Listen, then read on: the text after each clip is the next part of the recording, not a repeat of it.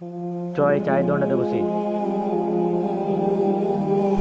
মেনুন ভাই, সব সময় কিরণকে সবাই কদর করে, চাকরির ভাই সম্মান সবাই তাকে দেয়, সবাই তার পেছনে। আমি কি কিছুই না?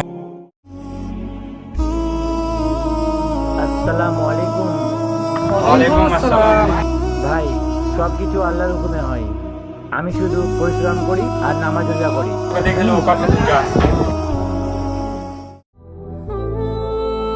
আসসালামু আলাইকুম।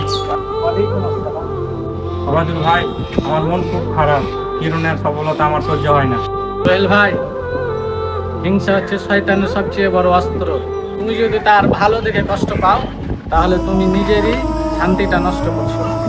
রাসূল সাল্লাল্লাহু আলাইহি সাল্লাম বলেছে, সোহেল ভাই, তুমি যদি কারোর হিংসা করো, তাহলে আল্লাহ তাআলা ভালো আমলগুলোকে আগুনের মতো পুড়িয়ে দেয়। ঠিক আছে অবদুর ভাই।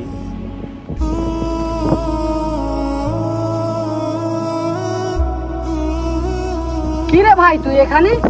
আর বলিস না ভাই, মন টন খারাপ, তাই বসে আছি। আয় বস। কি জন্য তোর মন খারাপ?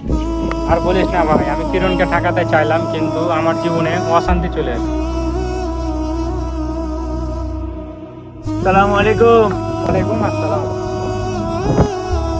ভাই, আমি জানি তুমি আমার উপরে রাগ করো, কিন্তু আমি তো তোমার ভালো চাই।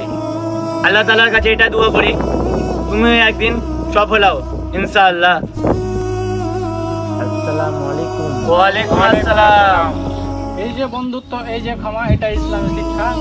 ফিরে এসো আল্লাহর পথে। ইনশাআল্লাহ। আসেন আমরা হিংসা থেকে দূরে থাকি। আসুন আমরা হিংসা থেকে বেঁচে থাকি আর আল্লাহর পথে ফিরে আসি ইনশাআল্লাহ।